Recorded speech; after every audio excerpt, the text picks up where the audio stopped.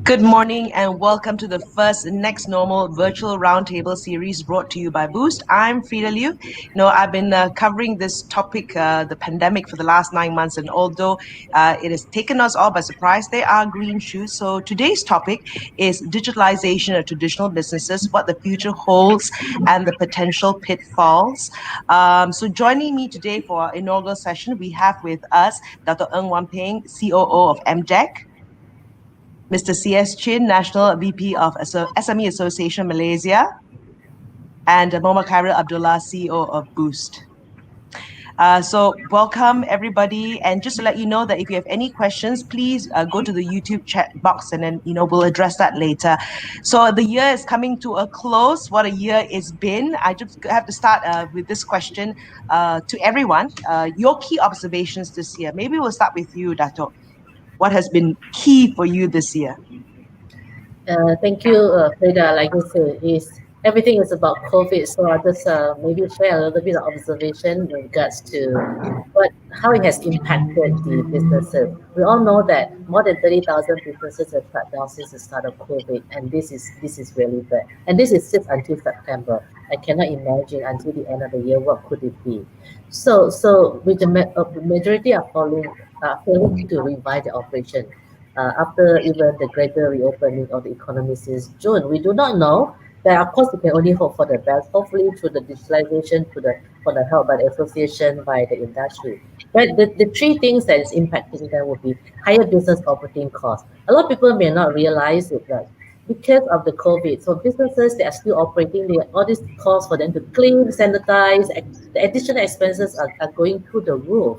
Just as businesses reopen with new operating requirements to help them protect staff and customers. So this is one of the things that they are facing. And then, of course, social distancing also reduce the customer capacities. I think these are very obvious to the businesses, but the consumer may not realize it. And of course, impacting everyone is the unemployment rate. The unemployment rate in Malaysia today is 4.6%, and this is an increase of 1.3%. And this is actually will become a social issue as well. Because according to data from Statistics Malaysia, number of employed persons totaled 737,000 in September alone, and we can foresee more will come. But like I say, all this negative have some positive side of it. It has accelerated digitalization adoption rate. So SME are no longer at the why stage, but more of them are the how stage. So the more question we receive is, how can I digitalize my business? So I think these are the observation. Okay, very interesting. So you're talking about increased operating costs, reduced customer capacity because of the physical distancing, and unemployment that's on the rise. What about you, CS? What are some of the things that SMEs are talking to you about? And of course, I know there's SMEs and then there's micro enterprises within that as well, right? Yeah. Thank you, Freda. This is to me, as an NGO, the first thing we hit by this year, the COVID-19, it's just like a bushfire. Suddenly it comes. When the bushfire comes, it burns a lot of stuff away, which we have no idea how to stop it. And at the beginning, it's always tough, not so much on the COVID. Also very important is the change of government. We have a change of government this year. We have change of policy.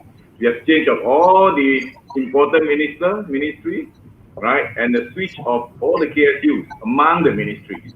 So as an NGO, when we deal with a lot of government agencies, they hit us, in terms of, especially in terms of the who to access to, how we're going to get our SME voices to bring up to the right person, and oftenly we have to hit by, the answer is given to us. I don't know who is in charge.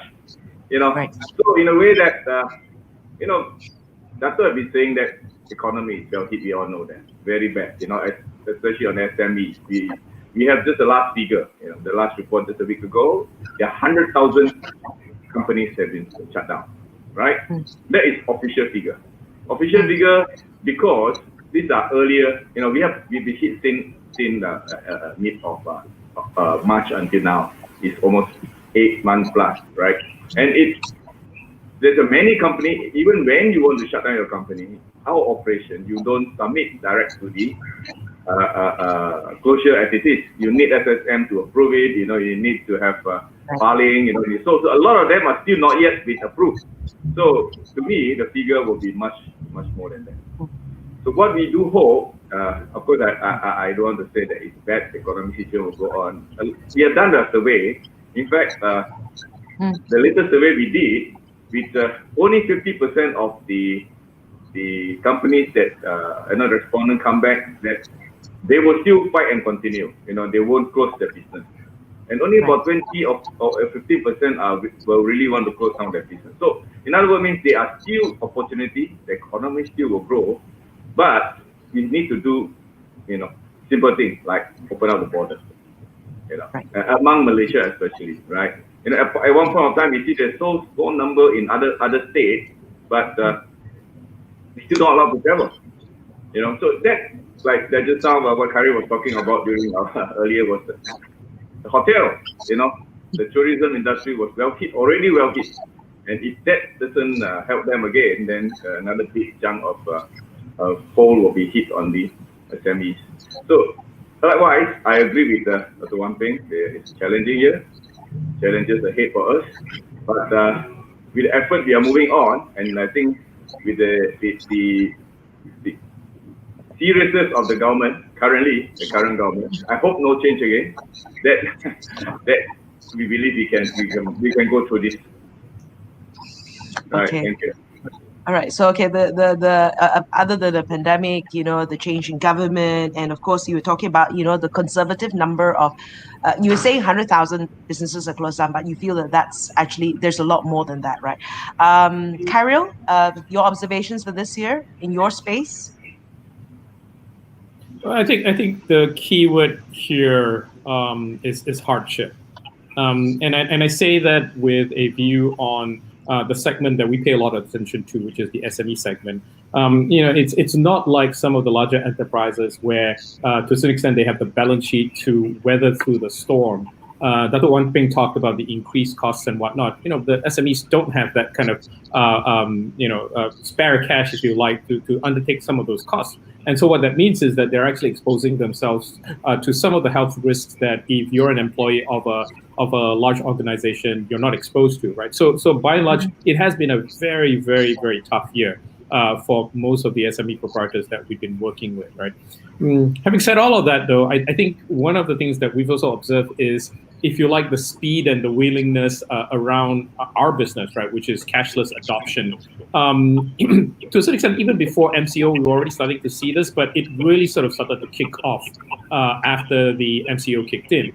We're also seeing, if you like, the non-digital natives, right? For the longest time, I would say that 63% of our base, we tracked this number, by the way, but 63% of our base were what we would categorize as digital natives. That number changed this year because, even the older generations are now starting to think that, hey, I don't need to use cash. I don't need to take cash from someone who may have, who may have some symptoms but didn't know about it. And expose myself to the deadly disease. So effectively, we're seeing a lot of people adopt that, right? So from our side, if you like, since January, our user base has grown, effectively almost double, actually close to 75%. Our merchants, especially around the SME side, that's grown over 60%. And then interestingly enough, the spending with the micro SMEs. So this is the consumer spending with micro SMEs on our platform has grown 85% since the start of the MCO. So we're starting to see this shift happen quite a fair bit, right? And I know that there's going to be a lot more opportunities for people like us to target solutions, especially for the micro SME segment, because I think they really do need the help. Otherwise, the number of casualties will be way more than the 30,000 that Dato Wan Peng mentioned. Right. Okay. So yeah, you were saying that the definitely the use of e-wallets have been boosted, pun intended. Okay, of course, yes. We talk about hardship, and I think that's where the opportunities are. Where they were hesitant to adopt. Now they really is a case of survival. To have to adopt to new technology and digitization, right? So CS, right? As most SMEs are thinking of business continuity, right? What challenges are SMEs and micro enterprises facing besides being cash strapped? We're always talking about, oh no, cash flow, cash strapped, and are they also thinking investing in technology? Do they think of it that is an expensive exercise, using technology? To the SMEs, generally anything spent extra is expensive. Any money come out of the pocket is always expensive. The best is they don't have to pay any money. But that's not the case, right? Right now we can see that the fact is not going to be that way. And of course, digitization is the thing to go. And fortunately, we have MDEC and trusted to help the SMEs with the grants, provided the matching grant on digitization, the 5,000 and 5,000 matching grant, as well as the they call smart automation grants, which in fact, will help certain category of SMEs. You see, for SME, what we have now among our members, we have micro SMEs, right? We have the mid-sized SMEs, and also the more powerful, richer SMEs, right? So among those categories in the top range, they are not so much affected. To be frank, it's only the micros and the mid and the small SME that are really hit by this situation because of the fact that lack of business, loss of business. The cost is still there, especially if you're doing retail, you're doing F&B, right? You got to pay your rental, you got to pay your people, and then you got to still continue your business. And many of these SMEs, what they face is not so much on investing in anything that they want to go like digitization. But the fact that I think we can see that Malaysia is among the most adoption of digitization according to the global survey. We have the most compared. If you realize that we have more handphone, more smartphone than our population, right? And then this situation has in fact helped the SMEs to seriously look into digitize themselves, making themselves going digital. Of course, we know that the awareness. There's not enough awareness given to the SME because the fact this comes very sudden, and they take their own sweet time to do digitization. For all we know that for the grant we talk about just now, the matching grant, the 5,000 and up to 10,000 matching, it was already there before the COVID started, the MCO, right? And the takeaway is quite low, right? In fact, and also we have this IR 4.0. The grant for the higher and the mid-size and the bigger SME. Also, the takeout rate is pretty bad. It was already started 2 or 3 years ago, right? So the attitude of people is the concern, right? And right now, you have to do a lot of awareness, you do a lot of what they call training, and upskilling the staff that they need to take a closer look how I'm going to digitize my business in a way that to improve my business, to keep me afloat, to make myself still in the market. Like what Khairil has said just now, they have already experienced a good turnover. Revenue have been increased during this time. Why? It's the fact that I would say government as well as some of you, even the GLC, including the agency like MITI, MDEC, have been doing a lot in doing the awareness campaign, giving advices to the industry, to the SME, what they need to do. Though it's still not enough, but I think the effort is there. I believe give SME some time, the take-up rate will be much better on digitization. But you are seeing that there is more of a take-up this year compared to last, right? Even though the matching grant was already available from previously, but now they suddenly realize, oh, there is a matching grant. Right. Push comes to shove.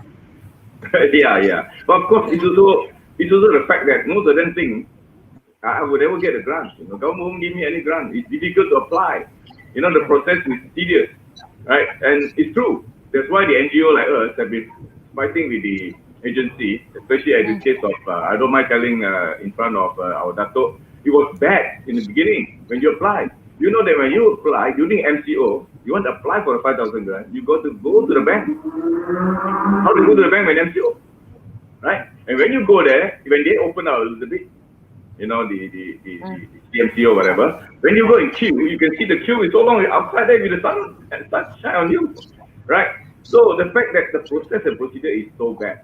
In fact, we engage a lot with Bank Negara, with MDEC, you know, even in front of the Deputy Director of Bank. I say, sorry to say that, why do the government appoint a bank, not even digitize, sorry to say that, Bank International, to do digitalization grant?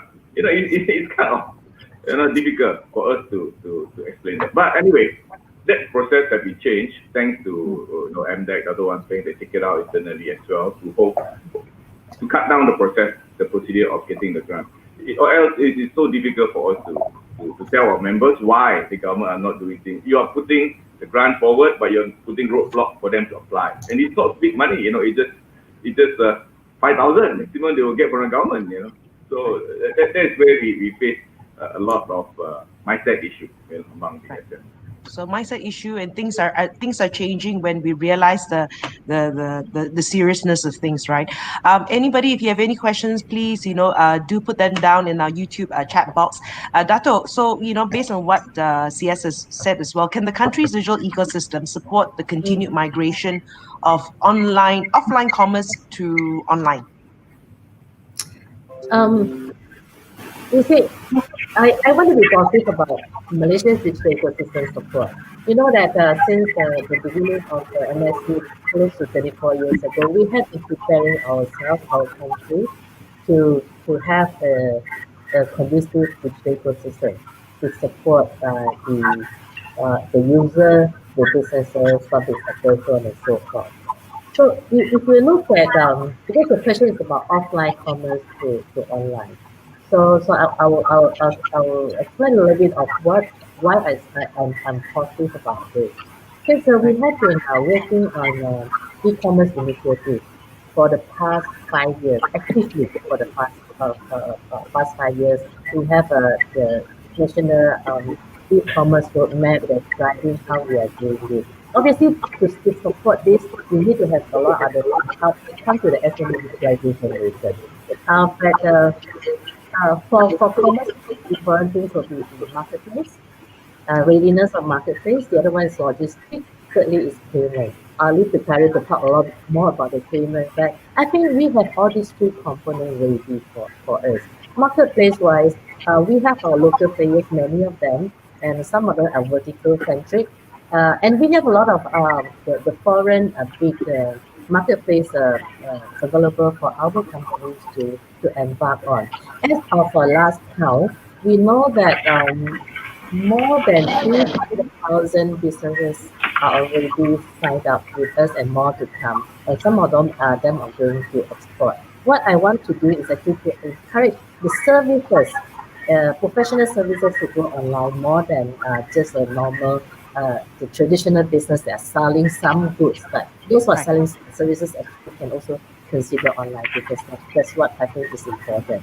As far as logistics is concerned, some people may be complaining about our last mile. This is not so much of digital, but it's very much about part of the ecosystem. Because if you don't have a good logistics support that can cover all the different areas, then your the commerce can also not happen very well. So when you talk about I mentioned last mile, but first mile is also very important. First mile meaning the people who are selling, they must have a way to go up. So from MDEC working together with many other agencies, that's what we are doing. So we have started to set up with so-called the PEDAS. PEDAS is a Pusat E-Dagang Setempat. This is in Bahasa Melayu, one-stop service center, one-stop e-commerce center, where those who are at the more rural area, they want to sell, they can. And we even give them the right kind of training for them to be able to onboard a platform and then start knowing how to position their goods. We even extended packaging services, helping them to package. And there are a lot of a solution is put in place, especially when you talk about food delivery. And sometimes consumer, apart from the more established platform, we may be a bit hesitant to accept delivery. So you need to have something to I would say provide the confidence to the user. So all these things are ongoing. So from commerce point of view, e-commerce point of view, I think we are very ready. The challenge is that how to get more people to understand how to onboard. So that I'll link to another initiative that we have been pushing for the past few years, SME digitalization. So this is also another thing to do. CS talked about the awareness, which I believe is very true. So it's very difficult for traditional business to understand how they can to be digitally powered, I would say, to be digitally empowered. And we need to do a lot more awareness campaign. For them to know how to, so they may hear. I mean, like we did some promotion through Google AdWords. So we have like 15 million impression, but conversion rate is rather low. So I asked my team the question. They said that many of Malaysian businesses, they need us to go out to them and talk to them, and then handhold them.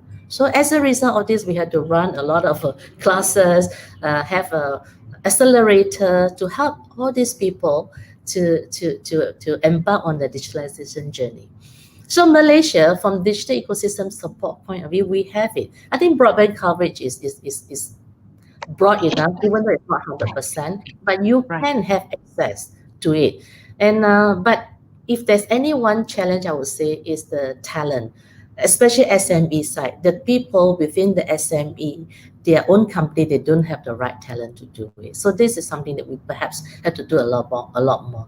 But physical infrastructure funding, we have the grant. For your information, CS, currently I think about 5,000 has been approved, and then more than 3,000 have received the money. And we see that the rate of the application and also acceptance has been high. Also thanks to maybe many of the telco who has been partnering with the government now to do that. So funding, I think we have it there. Talent, we have it. Perhaps we can do a bit more, but infra, I think we have it to cover, and the rest of the support, I think, is there already. Freda. Yeah, Dato, could you just expand a little bit? Like, how do we ensure inclusivity and the ability to thrive in the digital economy? So, as I think going digital may be still foreign to a lot of traditional businesses. So, to ensure inclusivity, I think the number one thing is we need to reach out to more people. So a lot of effort has been put in. MDEC alone, of course, that is our bread and butter. We do a lot of those campaigns. So you may recall our eUsahawan, where we empower the youth, we empower the micro SMEs, so that they know how to go digital. That's what we do. Give them the training and also provide mentoring services and bring them on board. And then they themselves become a community and they support each other. We have now consolidated all our the e-commerce initiative under a platform called Go E-commerce. Running it is like it's a website, but inside there you have a lot of material like training and also the list of partners they can go in. So what we are trying to do is make it easy for people. But for those who feel like, I do not even know how to go to this the platform to do certain things, so we set up centers. Leveraging the Pusat Internet and then I think Khairil may know that some of the telco actually they sponsor a few hundred centers. So we are working with this center so that anyone who wants to know how to do it, they can go in physically and receive the right guidance. We will be launching something called Digital Accelerator soon. So at 5 states, we will be setting up again physical center with facilitator, digital facilitator. Even though we have a virtual platform, but we are very aware that virtual platform is not meant for everyone. But we want to them to use it. So we have someone standing behind them, take them through. So I think we still need to do that. We have also started something called eSwat, this, the SWAT team concept, where we train people who knows how to go digital and then attach them to the SME, helping them for, like, let's say few weeks to a few months, so that they know how to do it and then they can move on. But if they're happy, they can employ those people. That also create employment. And you probably recall that just a few months ago, under Penjana, we have something that we supported HRDR, so that we can train more people on the talent reskilling. This is also very important. Well, it also helped us. It helped to solve the job loss of job issue. We also help the company to be able to hire the people with the right skill set. And what else do we have? We have worked together with a lot of telco partners. Of course, we work with Axiata, we work with Celcom, we work with TF, we work with DG. We have a program that we ongoing with DG, where under our 100 Go Digital. So this is all the things, because we have to use all the channel to reach out. Ultimately, is outreach to the right people and using the different channel. Because MDEC, we have 400 over people. There's no way that we can go out to do this. We also work with banks like UOB and M banks. We are partnering them. Hopefully, we can partner with more people in the future. Association is also another channel. Ultimately, is go out and talk to them and make them feel that it's easy, it's not difficult. And during the COVID, maybe I can share with you, we had something called SME Quick Win. So we are telling them that don't think that digitalization is not for you, it's for everybody. So have some digital presence first, because you need to be there before you can do your business. So start somewhere, and then with all the grant, and our TSPs, few hundred of them today in Malaysia, offering all kinds of services, and some of them actually put in training, hand-holding services, and some of them even come up with packages like Exabyte have a package. You spend about less than 1,000, you can go online and start your business. Right. So this all the things that people must know and wanting to be part of. Yeah. Right. Okay. And just either yourself, Dato, or CS, right? Do we know, like, just this year, has the rate of digitalization increased a lot more? Do we have figures or just ballpark ideas? Any, Dato or CS? Maybe I can share some and CS. Sure. Yeah. There's no single source, because everybody do survey, even as we talk, do their own survey. But I think as of last average, about 20 to 30% of SMEs are adopting digitalization, right. But still a lot more that is not there yet. Based on our survey, 90% of SME are aware of the digital solutions will increase productivity and can generate more. So they know already. So that is a good thing. Before that, they do not know. Now, more than 90% acknowledge it. But also 54% of them say they have started. Maybe they're not fully adopted. So again, it's a good sign. Only about 18% said they totally have not done anything. About 54% said they are. And more of them are intend to focus more on front-end operation. So that just now we talk about commerce, digital presence, hosting, digital marketing. These are all the things they want to do. And then the back end will be something that they will do later. Right. And of course, many of them want funding and all. Okay, so they seem to have a more important focus on front end than back end, right? But both are just as important. CS, anything to add to that? I think I love what Dato say. Important is what we have done through a survey, okay? And we realized that most of them really understood now what is digitization all about, and how are they going to take it forward. But a little step back to say that it's only 50% of them are willing to take up digitization, or maybe some of them already have in their survey. I'm not too sure. But to embark in digitization journey, it's not as simple as like you want to do it now, you do it now. You have to look through what you need to do. You know, in fact, a lot of them solutions are provided in the TSP as well may not suit them. right? But I think it's flexible enough that MDEC have been making changes along the way, which is good with the dialogue with the industry, with the SMEs, and they will find out what really they need. And we should have a both-way communication. It cannot be only you decide what you need, and I go and choose what you have there.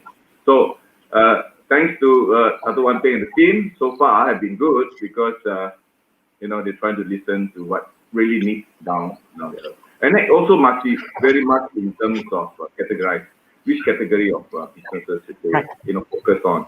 Right, like what Boost is doing. I also know that they have some incentives. They are working also under this scheme that provides some onboarding, and then even spend their own initiative, putting a lot of money to help the micro SME, which I believe the micro SME also is very, very important pillar of our economic growth.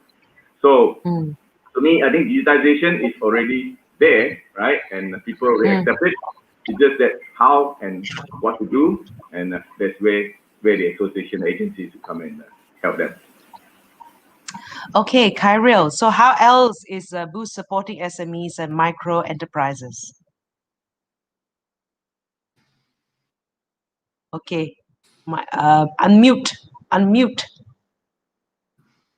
Okay, someone's playing with my mute button, so as I'm pressing it, the other person presses on that as well. So there's a central control for the mute button. Anyway, so yeah, thanks for the question. I think if I kind of go back to, if you like, the start of the MCO, I mean, the very first thing we did was we actually launched together with, from the Axiata Group, together with, in partnership with Celcom, in partnership with our the Boost sister company within Axiata Digital called Aspirasi that does a lot of micro lending. We launched a 150 million ringgit fund to support micro SMEs, right? And we launched that. I think this was in the end of March or so. Set aside some money because at that point in time, a lot of these micro SMEs, I think CS mentioned it as well. They still had to pay their rents. They still had to pay their employees, right? Their staff, and they were really running out of cash because with the MCO, they had no income. There was no revenue. And so we kind of created a little bit of a credit line. This was on a super concessionary rate. There was a 6-month moratorium on any form of repayment. And that kind of went out, and we were able to sort of successfully reach a fair number of SMEs on this. And then during the e-Penjana or the Penjana period under MOF, this was the months of August and September, there was actually a program to actually help SMEs or micro SMEs get online. And we obviously came out with a package supported by some of the MOF grants. And in that, in just those 2 short months, we were able to sign up 15,000, actually more micro SMEs than SMEs, but we were able to sign up the micro SMEs on getting on board. I think what we're trying to do is we're always trying to make it very easy for the micro SMEs to continue to do their business, right? During the months of Ramadan, I think we all know that during the months of Ramadan, there is this traditional thing called the Ramadan Bazaar. But because of the MCO, how did you create a way where the SMEs could continue to sell their kueh and so on and so forth. And so we actually developed a very simple portal to allow them to put their wares on our platform. The only 2 things you need to know how to do is you need to know how to take pictures and you need to know how to use WhatsApp, right? So you don't need to know how to sort of onboard yourself onto an e-commerce platform. You don't need to know words like Shopify or any of those fancy names of companies that help you do this. All you need to know is how to take pictures and how to use WhatsApp, and we will set up effectively a platform for you to actually, if you like, advertise your wares on our platform, right? And we want to do this in a very, very low cost way, right? So our key has always been low barriers to entry, ease of adoption, and actually very affordable for the micro enterprises and the SMEs to kind of become digitally enabled, right? I would point out the 3 components that we will typically have in our digitalization program. Obviously, one is the cashless payment tool, the eWallet for sure. But so the cashless payment tool, one would imagine that, I still have to go to the shop, I still have to scan the QR. Actually, you don't need to do that, right? So if you're a proprietor, I can send you a payment link, a HTML payment link via WhatsApp, via SMS, or whatever. And then if you're the buyer, you click on the link, you enter the amount amount that you need to pay, done, right? So obviously component number one is around how do you make sure that the transaction can happen in a cashless way. Component number two is obviously, I talked a little bit about it before, microfinancing, right? Because a lot of the SMEs need to have some form of a cash flow to continue operating, capital for, if you like, doing some of the business digitalization. The third component is largely around supporting the business to move offline to online. We've worked on a number of different programs. Right now, we're working in conjunction with Celcom as a telco service provider in the partnership that they have with MDEC on the SME digitalization grant. And if you look at our package for the SME digitalization grant that we're working with Celcom, there are 4 aspects to it, and I hope that the businesses will all take up all 4 aspects. One is the Boost Business Solution. It's essentially a marketplace for you to put your products and your wares on it. Like I said before, all you need to know is how to take WhatsApp, how to use WhatsApp and take pictures, and suddenly you're already on e-commerce, right? Dato Ng Wan Peng talked about the awareness and the training to help the SME proprietors know how to get onto it. We're trying to make it as simple as possible. So that's number one. Number two is we also support them with customer and sales growth solutions. A very important component of e-wallet usage is cashbacks, right? Now we're designing cashbacks for these micro SMEs. And such that they can actually offer cashbacks to the people that come back and come back again.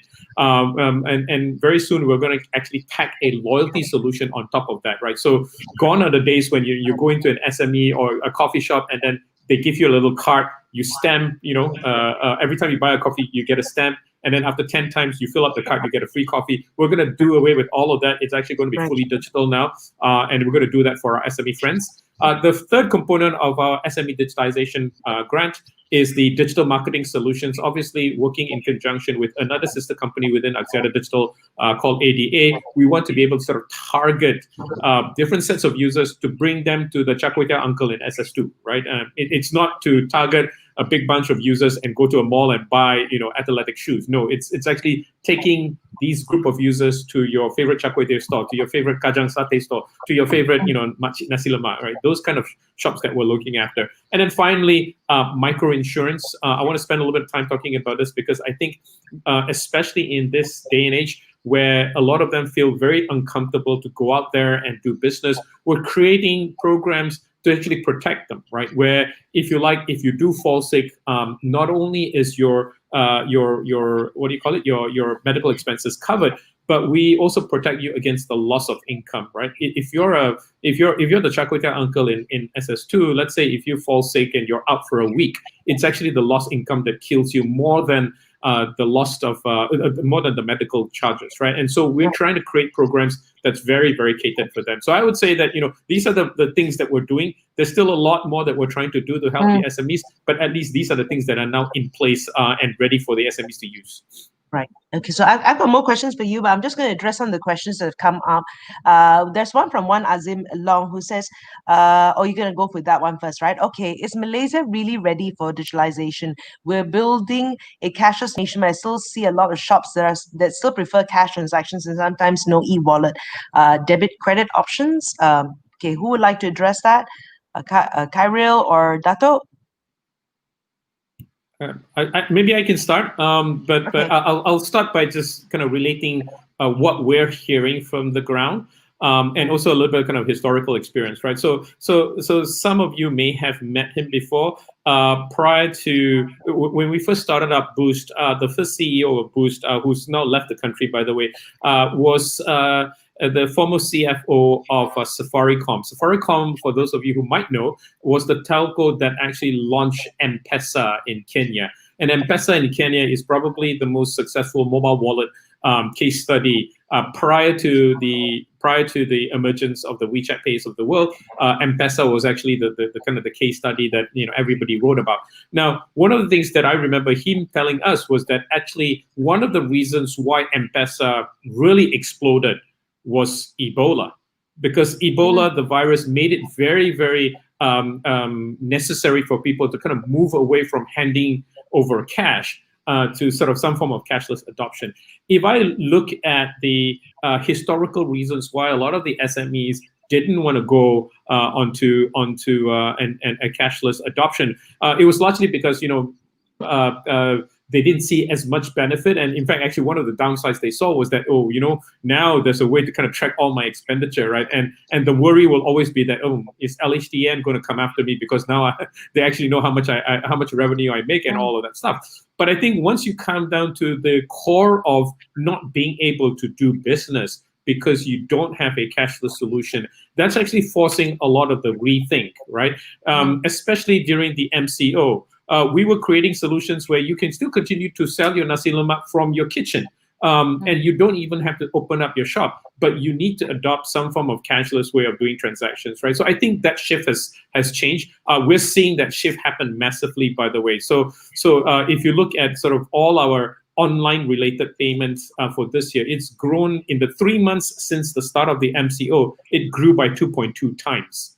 Right, not 22%, but 2.2x growth, right? So anything to do with kind of the digital payments for the SMEs across the platform, right? That's experienced phenomenal growth. So I do think that it will come, and it's actually going to come a lot faster now, in part because of COVID-19.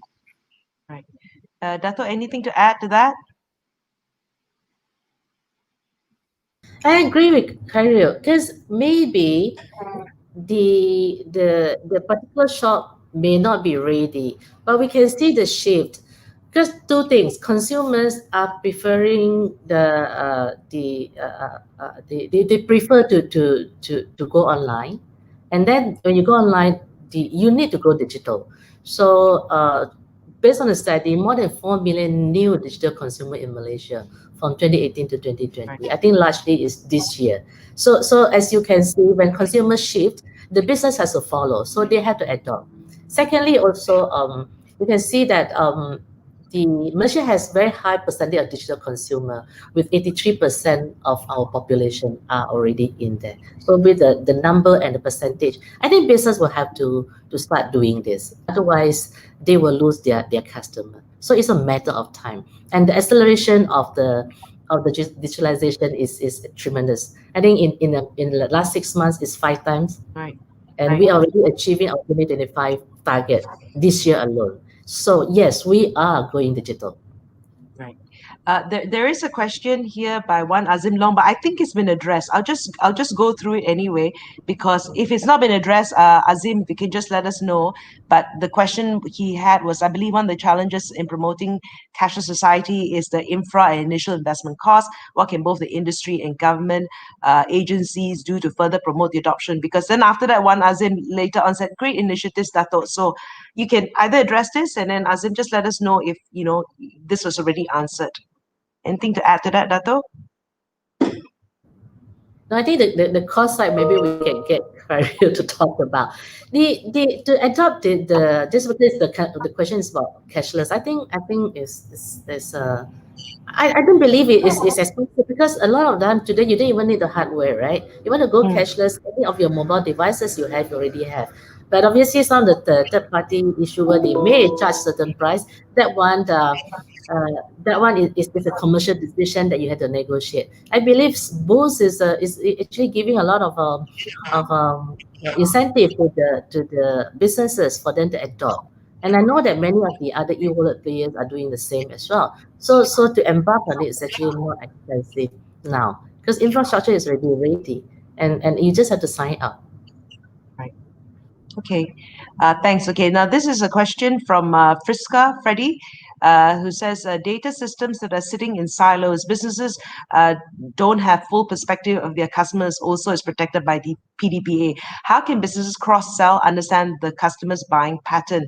And this is an important point to address, since customer experience is emphasized nowadays. So Khairil or Dato would like to take this? Okay, I will talk about data sharing. Maybe you start with Dato. Okay. I'll talk about data sharing first. Okay, there are a few things to look at. PDPA is important because we all of us want our data to be protected, because as a data owner, I need to have the right to decide whether my data can be used in certain manner. But that doesn't mean that consumer behavior cannot be known. Because when you collect data, based on your own data that you already collected, people come to your shop. You may not be pinpointing that it's Freda who liked this, but you can say that it's maybe a woman of certain age. prefer this. All this information is already readily available, and you can actually subscribe to many of the market research to get this data. So I think it's very important for us to differentiate these two. At the same time, government is looking at a data sharing policy, which we hope to be able to table for approval soon. So by then there will be a lot more clearer guidelines as to how data can be used. But I have to stress, data privacy is important, but doesn't mean that the trend and pattern cannot be shared. It's very different. Yeah. Right. Analytics. Khairil, did you want to add to that? Sure. So so the last time we did a survey of this nature, it's actually quite some time back now, and it may have kind of evolved since then. We found that 17% of the survey respondents were dead set against any use of their data. Like, don't touch my data. The data, whatever it is, it's mine, right? But funnily enough, on the extreme end, the number is also 17%. 17% said, yeah, go ahead, use my data as long as I get some benefit from it. That's not an issue. Didn't care, right? So you have these sort of various different flavors of how people are looking at data and how treating their data. The other thing that I want to kind of also add to that is that there are, if you like, the official sources of data that it's completely regulated under PDPA per se. But that doesn't mean that you're not leaving a data trail elsewhere, right? All of us right now, in fact, right now as we speak, we are leaving some kind of digital footprint, right? And that digital footprint is either captured by an official organization, a regulated organization, I should say, like a telco, in which case then then they're governed by PDPA. But then there are others which are actually sort of, either because of some form of opt-in that you did unknowingly, they are also capturing your data. And those are actually being shared to a certain extent as well. But I would go back to what Dato Wan Peng said, which is that actually in most of these regards, it is anonymized. It is not basic. You can actually know who that person is, but they are actually putting together those pools that allow us to then think about how do we develop products for this particular segment, how do we go to market for that particular segment, without necessarily saying, how do I reach Frida Liu? How do I capture the attention of Mr. C.S. Chin, right? It doesn't work that way, fortunately for us. Right. Yes, that's why the shoe companies are following me everywhere I go. Okay, here's a question from Dai Muhammad as well. So just curious, why do we need a lot of e-wallet players? Can we focus on one e-wallet only? It's called monopoly, unless we want that. Okay, Khairil, and maybe Dato can also add on to that. Khairil will also like one. No, actually I don't. I've been stressing for the longest time now, and but because of, I guess, perhaps a little bit of my telco background, one of the things that we saw with telcos a long time ago was that at the start of, if you like, the mobile telco revolution, I think there were about 12 licensees in Malaysia, right? You remember companies like Mobicom, Ator, and all these various players, right? And so, but here's the thing about the industry back then. None of them were interoperable. Like, you couldn't use your Mobicom phone to call an Ator phone, right? Today, I can call my Maxis number or my Celcom number. I can call from Celcom to U-Mobile to TuneTalk, no problem, right? But that was because prior to that there was no interoperability. People were using different standards, right? There was PHS, there was 1G. So when GSM came, that was harmonization of the standards. All of these phones, all of these networks became interoperable. And guess what happened to the mobile subscription? It ballooned, right? It actually did grow. So I actually think that we don't want a situation where there is a single player, where there's a single monopoly. I do think that we want to offer consumer choices. I think that the consumer choices have to be designed in such a way that actually these wallets are interoperable, so that in a sense, then whatever use case you have on our competitors, the Boost users can actually use those use cases, and vice versa. And you probably see that we're already starting to do this, right? So we have, if you like, an interoperable arrangement with Settle. Settle is is Petronas's e-wallet that they use for their petrol stations. So there's already an interoperability arrangement with SETA, right? And we'll keep pushing that interoperability, because if we want to actually grow the pie, we want, perhaps a few players that are completely interoperable. But I do think that in the future, there are 40 odd licensees from e-wallet licensee from Bank Negara. I don't think that we will have 40 over e-wallet players in Malaysia. I think it'll probably be like the telco industry. It'll be down to 3, maybe maximum 5, and then there may be some niche players, right? Kind of like the telco industry, where you have the likes of TuneTalk or XOX, that's focused a little bit more on some specific niches. But then there are the big telco players like the Maxis, the DGs, the Celcoms, right? And it'll be very similar in the wallet world as well. Okay, we've got a couple more questions. We've got about 8 minutes to go, so I'll ask these questions now. Also from Wan Azim said, on PDPA, to address concerns on confidentiality, could we look at the Estonia model on how they consolidated the handling of people's data for seamless transactions? Any thoughts? A population of 1.2 million in Estonia. But anyway, who would like to take this? Very hard for me to comment because I don't know the Estonia model. I probably need to start looking at it. I don't know, Dato, you know anything about the Estonia model? Yeah, everybody is looking at Estonia because they are one of the most advanced in terms of digitalizing, especially the government. So, but I think we can always learn from the different countries' implementation and then adapt to what Malaysia can be. We cannot be 100% like them because a lot of things that they have that we do not have, and their regulations, their laws are different from ours.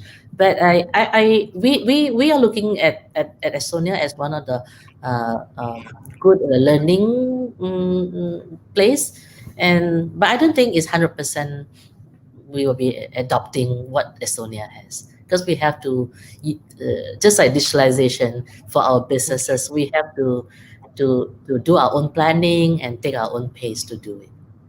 Right. Okay.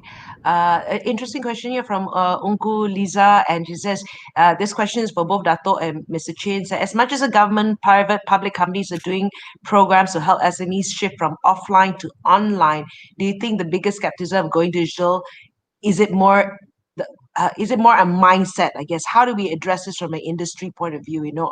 Is it a mindset thing that's preventing people from going digital? Maybe Mr. Chin, you have something to add here?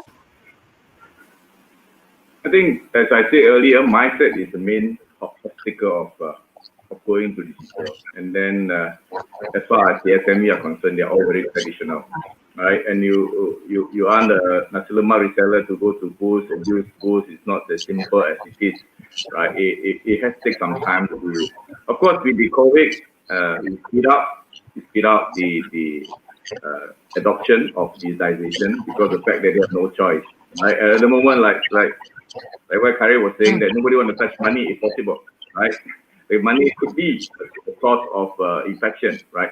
So those are the things that may affect going for digital. So mindset is always there. But I think, I say again, government and agency and also the NGOs need to work together, right? Need to work together and to look into this matter, especially on how to help and to change the mindset or, create more awareness among the SMEs. So there's a very key issue from now. If you look at China, if you've been to China in 2011, not far away, or even 7-8 years back, their adoption is far beyond.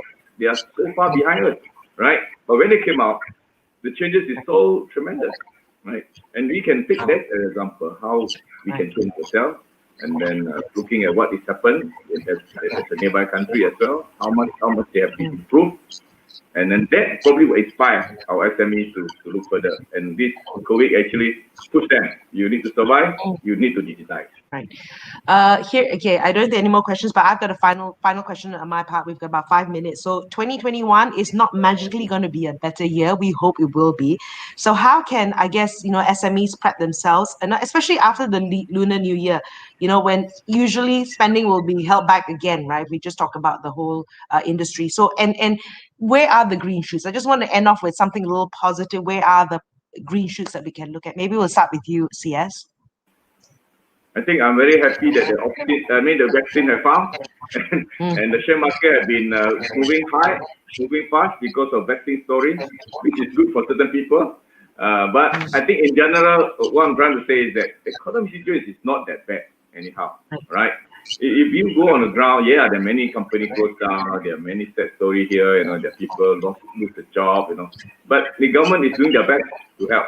I believe so. And the engagement with the agency, with the government, the ministry, they are sincere to do what for the Malaysians.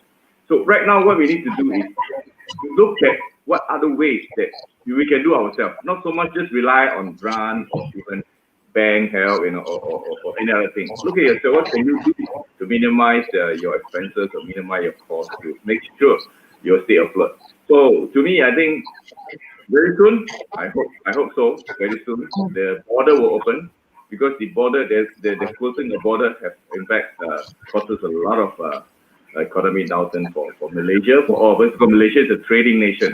So if you imagine you don't have flight enough, you don't have shipment enough to go in and out, you don't, that will cause a big hole, a dam into our economic situation here. So, but to me, I think let's look forward. It's a good thing that we have. In fact, we have many other PLC companies. I think Boost is one of them. Telkom is another one. Nexus and others are trying to help the industry together, and that's where I look at it more positive for us to move forward. Thank you. Dato? Yeah, I agree. You're right. It's not going to magically be a better year, but I do believe that it will be a better year because we know that vaccine is going to be available, and then more people have learned how to live in this new normal. And then once you settle down, then you can start planning. So for businesses, it's just my hope that SME will now change your mindset and to be flexible in their approach on how to run their business and take advantage of all the facilities that's made available by the government, for be it the matching grant, the mentorship program, the various accelerator program, and because a lot of things are free for them to tap. And then we have, I'm very happy to hear what Khairil said about the package that they put together, and so many people benefited. And SME can actually reach out to any of this, either government, private sector association, to get the support. But they themselves must want to do something for themselves, because people can only do so much for you. If they themselves do not want to take advantage, nobody can save them. So I think it's important that SMEs stay positive, stay vigilant, and then reach out to get the support and help that they need. So with this, they realign their business models and operations. I believe it will help them to sustain their business or even grow their business. There are many ways to do it. Reach out to MDEC, reach out to SEATA, reach out to SME Association, and many more government agencies. I believe together we can make this happen. All right. Khairil, words of wisdom. Words of wisdom. Look, I think I was originally going to say something about, kind of to the SMEs to reach out to us, but I think Dato Ng Wan Peng has already done that, right? There are many avenues out there to help you guys in the SME community, right? But you talked, Frida, your question was around 2021 and whether there are any green shoots there, right? And I want to believe there is, and I think there will be. And the reason I say that is because if I look at 2020, right, as much as it was a humanitarian crisis, it was also a celebration of humankind, in the sense that we've seen how the world came together to fight the pandemic, how resilient we were as a species, right? And I think I fundamentally believe that if we are able to continue that, then 2021, with the vaccine around, with some of these other things that we've done, we've changed, will definitely help 2021 be a better place. I often tell my teams this, right, that 20 years from now, 40 years from now, when you're sitting down there and you're telling stories to your grandchildren, your children, right, and they ask you stories, like I used to ask my grandfather, how he survived World War II, there'll be our children and our grandchildren will ask us, how did we survive 2020, right? And I told my teams that, I'm hoping that I will be able to tell them, my children, my grandchildren, that we survived 2020 by helping other people survive 2020, right? And I think if we all carry on with this mindset, we will definitely make 2021 the turnaround that we also desperately need. Wow. Okay. On that note, thank you, Khairil, Dato Ng, and CS. To the folks that have joined us, thank you so much for being with us for this past hour. If you have any media queries or get a recording of this, you can actually contact CN Ng, right? All her details are there, and should be able to help you further again. So thank you very much, and really, here's hoping. Thank you, the panelists. Here's hoping to a better 2021 on behalf of Boosters organizers. So. Have a wonderful rest of the day, and here's looking to a better 2021. Thank you. Thank you. Bye, everyone. Thank you, Thank Frida. you. Thank you. Thank you, Dato. Thank you. Thank you, Mr. Chin. Take care. Bye-bye. Take care. Stay safe. Bye. Yeah, stay safe. Bye. Yeah.